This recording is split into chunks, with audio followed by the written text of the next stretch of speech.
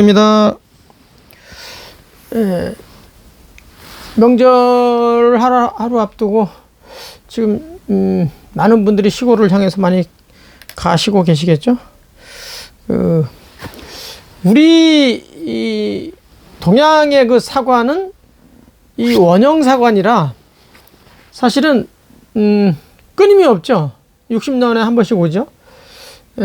돌고 돌기 때문에 사실은 뭐 굉장히 중시하지 않을 수도 있어요. 그냥 뭐 해마다 오니까 해마다 오고 60년에 한 번씩 똑같은 게 또 온다고 생각하기 때문에 이런 명절이 돼도 똑같은 채파기 돌듯이 뭐 그런 생각을 가지고 있다고 한다면, 서양 사과는 원형 사관하고는 다르게 직선 사관을 갖고 있죠. 그러니까 한번 시작해서 쭉 우주의 탄생도 그렇고 지구의 탄생도 그렇고 그냥 출발해가지고 쭉 가면 종말이 온다. 이제 그런 거기 때문에 되돌아올 수 없는 거죠. 그러니까 기념하는 게 굉장히 좀 강한 이런 속성을 가지고 있다, 이렇게 볼 수 있는데, 근데 오히려 좀 반대적인 현상이 많죠. 우리 동양의 육아 사상에 의한 그런 것을 보면 그냥 뭐 늘어오는 거기 때문에 그렇게 크게 중시하지 않아도 될 것 같은데, 오히려 또 육아적인 정서를 가지고 있는 사람들이 더 많이 고향을 찾고 그러죠. 참 이런 거 보더라도 참 묘함이 있죠. 오늘은 정의에 대해서 좀 얘기를 해볼까 합니다. 정의. 우리 요즘에 많은 그 관심이 있죠. 정의에 대해서 좀 얘기를 해볼까 하는데, 이 정의 존재하는가 앞서부터 좀 얘기를 해볼까 합니다. 정의 하나 좀 제가 예를 한 몇 가지 한번 들어볼게요. 한비자에 나오는 이야기인데, 어느 날 그러니까 왕자죠. 왕의 아들 왕자가 말을 타고 이렇게 탁 이제 칼 하나 탁 들고 차고 말을 타고 이렇게 아버지가 계시는 이제 문 앞에 서가지고 달려왔죠. 그러니까 달려와서 문 앞에 서서 이제 큰 소리로 이제 문 열어라 그렇게 했어요. 그랬더니 이제 그 초병이 이제 딱 나와가지고 무기를 내려 놓으시죠 이렇게 했어요. 그러니까 무기를 내려 놓으라고 이제 초병이, 이제 여기는 임금이 사시는 곳이고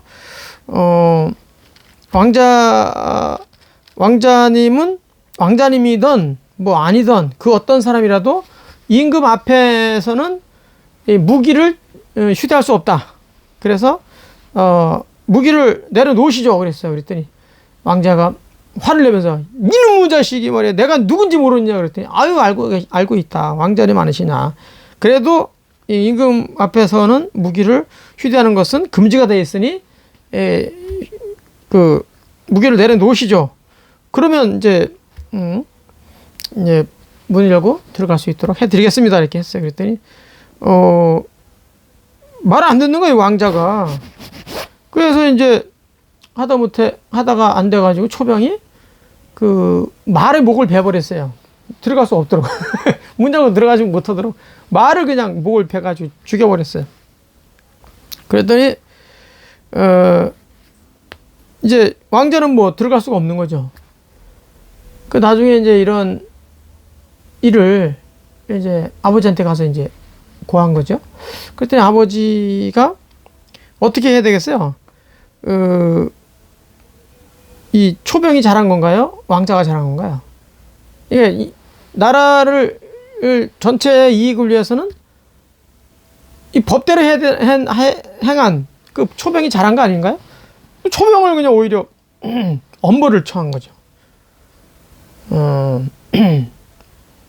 그러니까 왕자를 두둔하고 그 초병을 엄벌에 처했어. 아들인 거 알면서 이놈의 시기가 말이야 물을 안 열어줬다고. 그런 이야기가 있죠. 그러니까 이게 이제 한비자에 나오는 이야기인데, 이게 과연 정의로운 것인가, 의문을 이제 던져주게 하는 거죠. 이게 과연 옳은 거냐? 이게 과연 정의로운 건가? 논란이 이제 생길 수밖에 없는 거죠. 두 번째 얘기는 이게 그 이솝우화에 나오는 얘기인데, 라이온스 쉐어라는 말이 있어요. 라이온스 쉐어. 이 사자가 당나귀하고 여우하고 셋이서 이렇게 짜가지고 이 먹이를 이제 잡는 건데, 사자가 있으면 이제 그 약자들이 주변에 안 오잖아요. 그러니까 이제 일단 짜서 어떻게 짰냐면, 이 당나귀하고 여우는 먹잇감을 유인해라. 유인이 되면 그때 사자가 나타나가지고 탁 제압하는, 그렇게 이제 짰어요. 그러니까 실제로 이제 당나귀하고 여우하고 이제 먹이가 될 만한 사냥감을 유인해서 그 구상한 대로 이루어졌어요. 사자가 탁 나타나가지고 탁 잡았죠. 그랬더니 이제 사자가 얘기를 했죠. 야, 이거 어떻게 나눌까? 이렇게 했어요. 그랬더니 당나귀가 하는 말이, 이거는 우리 셋이 정확히 나눠 먹자. 우리 셋이 열심히 협업을 해서 얻은 결과물이니까 나눠 먹자. 이렇게 했죠. 그랬더니 사자가 당나귀를 죽여버렸어. 이놈의 새끼, 무슨 이놈의 새끼, 죽여버렸어. 그 둘 남았죠. 이제 둘이 된 거죠. 여우하고 남았죠. 여우한테, 야, 이거 어떻게 나누면 좋을까? 그랬더니 여우가 당신이 힘이 센 사자가, 힘이 센 사자가 당신이 결국 이 먹이를 취하게 된 1등 공신이다. 그러니까 당신은 나한테 다리 하나만 주고 다 먹으시라고 그랬어요. 그랬더니 이 사자가 너무 자기 생각과 맞는 말을 해주잖아요, 여우가. 그러니까, 아니, 여우는 어떻게 그런 말을 할 수 있어? 그랬더니 이제 여우가, 어디서 그런 걸 배웠냐니까 여우가, 방금 배웠다고. 조금 전에 배웠다고. 그러니까 강자 앞에서는 강자의 논리로 가는 게 정이다, 이렇게 이제 아는 거죠. 여우가 재빨리 배운 거죠, 그 전에. 당나귀 죽는 걸 보고서. 이런 이야기가 있고, 또 한 가지는 미국 의회에서 그 공청회를 이렇게 많이 하는데, 우리나라도 공청회 무척 많이 하죠, 국회에서. 근데 우리나라에서 그 국회 공청회 하는 데서는 안와의 사람들이 모이질 않아. 이해관계에 있는 사람들은 극히 일부만 가고, 웬만하면 안 가요. 그냥 알아서 뭐 자기들이 알아서 하겠지 하고, 공청회 아무리 한다 해도 안 가. 근데 미국에서는 그 공청회 하는데 이해관계인들이 엄청나게 몰려들어요, 예로부터. 그러니까 공청회를 참여해서 거기서 국회의원들, 법안을 만드는 사람들하고 굉장히 토론을 많이 한단 말이죠. 그래서 토론하는 과정에서 수정되는 이런 일들이 아주 굉장히 많죠. 그러니까 이해관계인들이 앞다투어서 거기 이제 참여하려고 하다 보면, 이제 방청권이죠, 방청권을 이제 주는데, 이 방청권을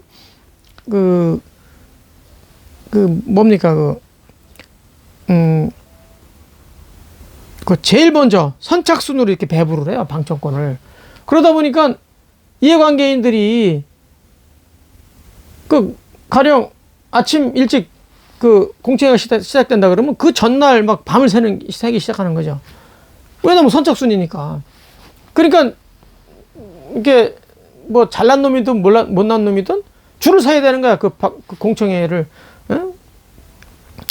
이제 참여하는 쪽으로 가려면. 그런데 문제는 이 방청권을 받기 위해서 막 밤을 새고 하는 것들이 너무 힘들잖아요. 그러니까 언제서부턴가 돈 많은 사람들이 이 줄을 서는 것을 대신 시켜주는 거예요. 대신 줄 서고 있어라. 그러다가 이제 그 비용을 지불하고, 그 다음날 아침 시간 돼서 들어갈 때 이제 착 들어가는 거죠. 이제 결국 강자들은 그런 권리를 많이 취하게 되고 기회를 만들 수 있다. 그래서 그 사람들이 들어가서 국회 이제 법안을 만들어내는 사람들한테 끊임없이 거기서 이제 주장해서 수정하기도 하고 자기 주장들을 반영시키기도 하죠. 그러니까 이걸 이제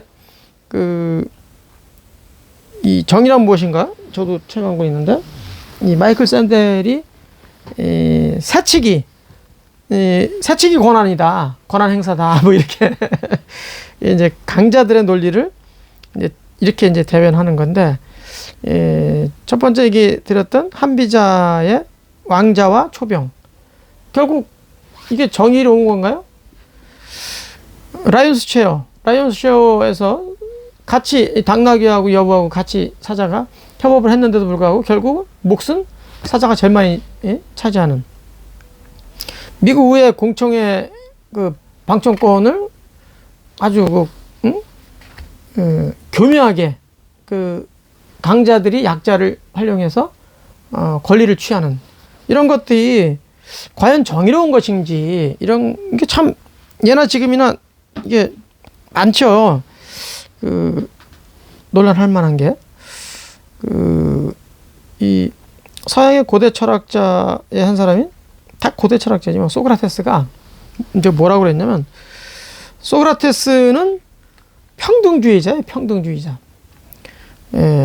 뭐 강자나 약자나 이런 걸 따지지 말고 보편적인 덕목을 강조하는 철학자죠. 그러니까 누구나 정의에 관련돼서 논의할 때는 누구나 그 이득이 되는 이제 그런 쪽으로 가야 된다는 거예요. 그러면서 이제 예를 드는데, 그러니까 선원들을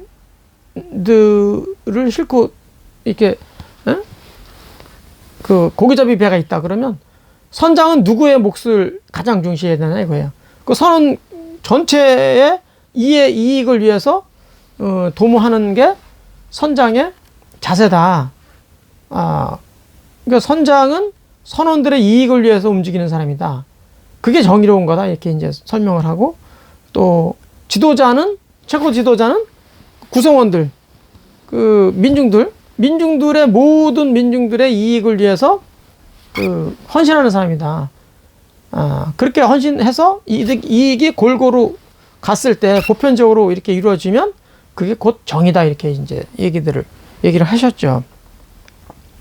근데 그 제자인 플라톤은 철저한 불평등주의자예요. 평등을 존중하지 않아요. 평등을 강조했던 소크라테스가 말도 안 되는 제목으로 처형당하잖아요. 그러니까 소크라테스는 당시에 이제 그 귀족정과 민주정이 있었죠. 근데 귀족정에 있는 사람들은 대체로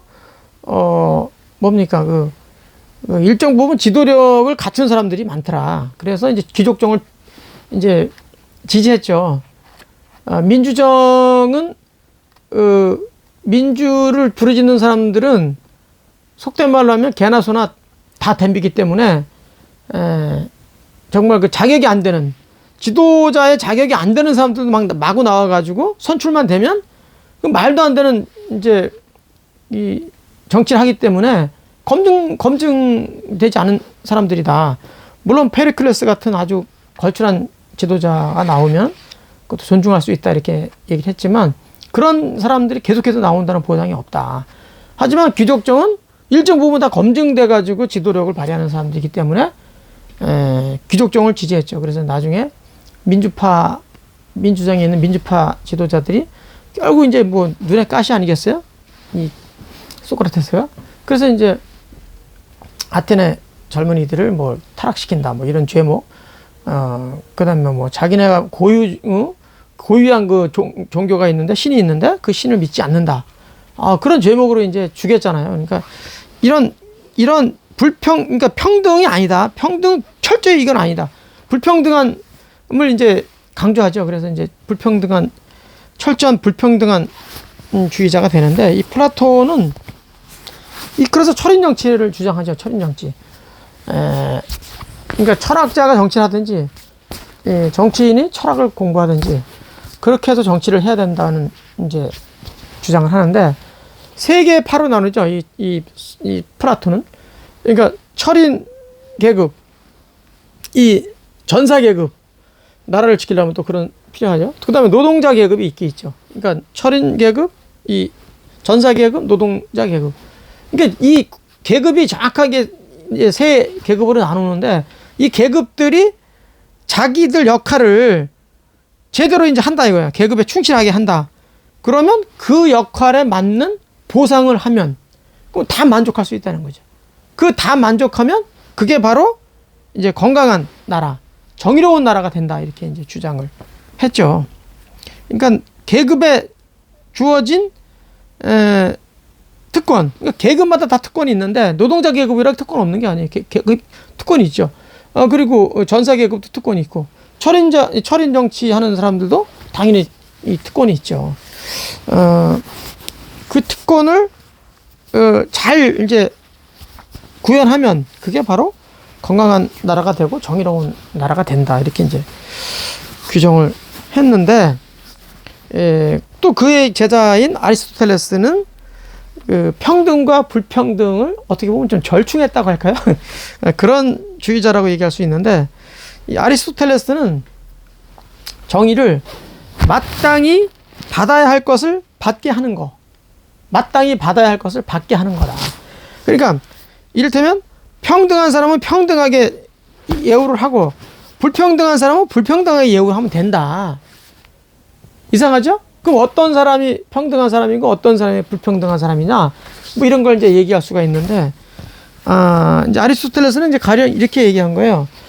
그러니까 평등한 사람이 누구고 누가 불평등한 사람이 모르니까 이제 이렇게 예를 이제 드는데, 가령 이제 그렇게 드는 건 아니고 이제 후대 사람들이 이렇게 얘기를 한 거죠.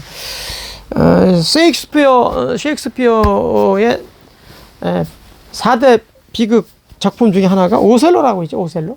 오셀로라는 이제 작품이 있는데 오셀로를 영화로 만든다. 오셀로를 영화로 만든다 그러면 그 작품 오셀로를 영화로 만들면서 그 배우를 이제 이게 해야 되겠죠. 배우할 사람들을 이제 뽑는데 그 오셀로 역을 이제 할 만한 사람을 이제 뽑는데 백인도 오고 흑인도 오고 막 그랬어요. 여러 사람들이 왔어요. 서로 이제 오셀로 역을 하겠다. 근데 결국 어떻게 해야 됩니까? 이 사람을 뽑을 때 흑인은 기본적으로 뽑아야지. 기본적으로 백인은 다 떨어뜨려야 돼. 왜? 백인이라서 떨어뜨렸다고 이게 불평등이나 차별이냐? 아니죠. 오셀로라는 사람이 자체가 이 흑인이거든. 그러면 어떻게 해? 일단 오셀로라는 역을 잘 소화를 하려면 일단 흑인이 거기에 이제 마땅함이죠. 마땅한 사람. 그러니까 그 마땅히 그 받아야 될 사람들, 그 권리를 받아야 될 사람들은 당연히 이제 그거를 이제 그런 게 맞춰가는 거죠. 그러니까 이게 차별이 아니라 기본적으로 그 오셀로는 그 흑인이기 때문에 그런 흑인을 먼저 이제 그 주인공으로 발탁하는 게 맞다. 그렇게 해서 거기서 다시 이제 주려고 해서 이제 마지막에 오셀로를 이제 누가 할지 이제 정하는 거죠. 그 워터파크에 그 입장하는 사람들이 있다고 쳐요. 워터파크 아주 굉장히 유명한 워터파크가 있는데 거기에 이제 엄청난 사람이 몰렸어요. 그 입장할 때 백인을 먼저 다 입장시키고 흑인을 나중에 입장시킨다. 그러면 이거는 이제 차별이 될 수가 있는 거죠. 그러니까 이때는 그 물을 먼저 워터파크를 이용할 수 있는 권한이 백인한테 주어진 거가 아니기 때문에 그럴 때 이제 차별이 될 수 있는 거죠. 그래서 이건 평등함에 이제 배치되는 이제 그런 것이죠. 그러니까 아리스토텔레스는 그 마땅히 받아야 할 거, 받아야 될 거, 그 불평등하게 그러니까 마땅히 받아야 될 사람들을 받게 하고 그러니까 평등하게 해야 될 사람들은 평등하게 하고 불평등하게 해야 될 사람들은 불평등하게 해야 되는 게 그게 정의다 이렇게 이제 규정을 했는데 이제 이런 거죠. 뭐 쉽게 얘기하면 축구 선수가 있어요. 그럼 축구 선수는 언제 예우를 합니까? 언제 우리를 최대 극대화된 예우를 합니까? 축구 선수는 축구를 할 때 우리가 예우를 크게 할 수 있는 거죠. 축구 선수가 그 당구를 친다. 뭐 그럴 때 예우할 필요가 없다는 거죠. 이거 불평등하게 가야 되는 거지.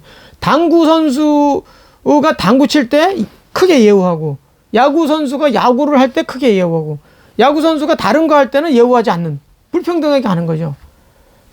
그렇게 가는 거죠. 그게 소크라테스의 정의의 이야기죠. 이제 정의가 참 이제 다양하게 정의가 되고 있지만 그 결국 문제는 그 정의가 무너지면 모두가 무너진다는 거예요. 그러니까 그래서 이제 정의를 늘 이제 부르짖는 건데 고대 때나 지금이나 뭐 늘 부르짖는 건데 그 결국 그 정의는 이 소크라테스가 얘기한 평등에 가까운 특정 강자나 특정 약자를 위한 게 아니고 그냥 누구나 보편적인 이런 이 덕목으로 움직여 가서 다수의 이익을 그러니까 아니 대다수의 그 어떤 구성원이든 다 이익을 같이 볼 수 있는 그런 정의가 아니면 안 되겠다. 어떤 특정인의 특정인의 그 권리라든가 특정인의 그 권리를 침해한다거나 이러면 안 된다는 거죠. 보편적인 어떤 그 덕목 이런 것을 구현되는 게 바로 이제 정의로운 사회가 된다. 니체는 지난번에도 잠깐 니체에 대해서 얘기를 했죠. 니체는 이 정의를 어떻게 규정했냐면 강자를 위한 거다라고 얘기를 했어요. 강자를 위한 거. 강자를 위한 거. 약자로부터 강자를 보호해야 한다 이렇게 주장하는 거죠. 약자로부터 강자를 보호해야 된다. 굉장히 이게 그냥 이렇게 단면적으로 보면 굉장히 불평등한 그런 정의를 주장하는 사람 아니냐 이렇게 이제 볼 수 있는데 이 니체는 어떤 주의자라고 그랬죠? 운명을 주어진 운명을 거부하라고 그랬잖아요. 그래서 신은 죽었다라고 해서 이제 주어진 운명은 결코 인정해서 안 된다. 적극적으로 그 운명을 타개해야 된다. 운명을 거부하면서 새로운 자기의 운명을 개척해 나가야 된다. 그래서 아모르파티라는 얘기를 했죠. 그래서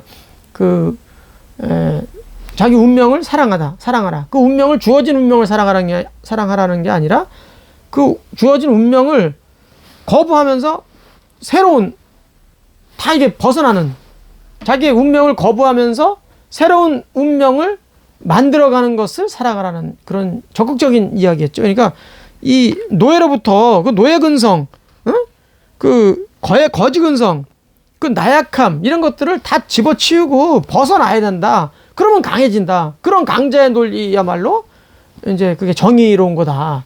이렇게 이제 주장한 것이죠. 동양에는 오나라의 함녀라는 아주 대단한 왕이 있었죠. 이 양반이 손자병법을 이제 완독하고 손자를 직접 이제 모셨어요. 모셔가지고 약간은 뭐라 그럴까 좀 우습게 봤다고 할까? 손자를 모셔가지고 병법이 얼마나 정말 제대로 먹히느냐 안 먹히냐 시험을 한번 해보냐고 이제 약간의 뭐라 그럴까 장난을 쳤다 그럴까? 손자가 자기 궁녀 이제 손자를 모셔가지고 우리 궁녀 내가 180명을 이제 여기다 데려다 놓을 테니까 한번 지휘를 해봐라. 당신의 병법을 통해 가지고 당신이 개발한 병법을 가지고 우리 궁녀 180명을 한번 지휘해봐라. 그랬죠. 그랬더니 이제 이 손자가 이 180명 중에서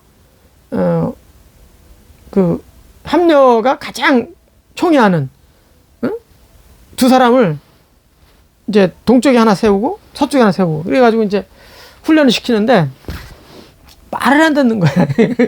궁녀들이 무슨 장난삼아 막 이렇게 뭐 제식 훈련 하라 그래도 여기 속된 말로 개판으로 하고 이 말도 잘 안 듣고 막 맨날 히히히 떼면서 막 제대로 이게 움직이지를 않는 거예요. 그러니까 이제 함녀가 막 웃는 거지. 이제 커봐. 야, 당신이 만든 이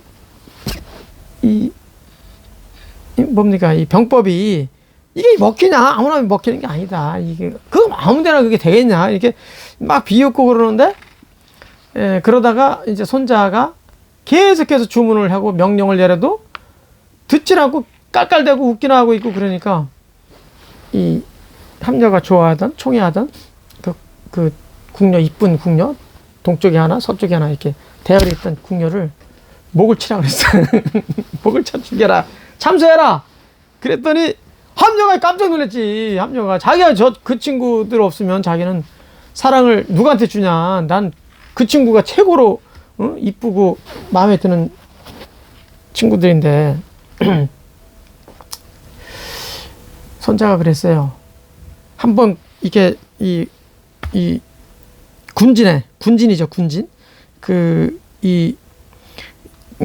장수가 이 전쟁터에서는 이게 전쟁이라고 보는 거야. 그러니까 전쟁터에서는 임금의 말이고 이게 장수가 막 움직여야 할 때는 임금의 말을 듣고 뭐 이렇게 저렇게 하는 게 아니라는 거죠. 그건 자기가 모든 걸 책임지고 거기서 이제 움직여 가는 거죠. 뭐 죽게는 사기니까. 그런 데서는 임금의 말도 듣지 않는다. 이건 내가 한번 명을 내렸기 때문에 죽게 된다. 그래가지고 결국은 고집을 꺾지 않고 죽여버려 그냥. 함녀가 가장 존경하는 최고의 그 궁녀 둘을 그냥 죽여버렸어요. 목을 잘라서 죽였어. 그랬더니 착착착착착 움직이다는 거야. 이제는 뭐 믿지 않는 게 아닌 거지. 어떻게 해라 어떻게 하면 착착착 듣는 거지. 왜냐면 목을 잘리는 거 봤거든. 그러니까 이 손자가 거기서 위대한 말을 하나 남겼죠. 법 위에 사람이 없고 법 아래 사람 없다. 모두가 평등해야 된다. 이게 바로 정의다. 이렇게 이제 명언을 남겼죠. 그 법 위에 사람이 없고 법 아래 사람이 없다. 모두가 평등해야 된다. 이거야말로 최고의 정의다. 라고 이제 규정을 했죠. 그러니까 정의는 결국 강자도 약자도 모두 챙겨야 되는 것이지 강자의 논리로만 가면 그건 정의가 될 수 없다. 또 약자에게만 가면 그건 또 정의라고 할 수 없다. 그러니까 강자와 약자 모두를 위한 거, 그게 바로 정의라는 거죠. 정의가 무너지면 모든 것이 무너진다. 그래서 약자를 또 강자를 모두 챙기는, 그리고 지금은 누구나 다 동의하듯 법치 사회이지 않습니까? 그러니까 저 법치를 무시해서는 안 된다. 지금 강하다고 해서 강함이 계속 지속된다는 보장이 없죠. 약자라고 해서 계속 약자로 존재한다는 또 보장이 없잖아요. 그러니까 약자가 강자되고 강자가 또 약자되는 것을 잘 이해를 해서 정의가 정말 바로 서는 그날이 빨리 왔으면 좋겠다는 생각을 해봅니다. 자, 마치도록 하겠습니다. 고맙습니다.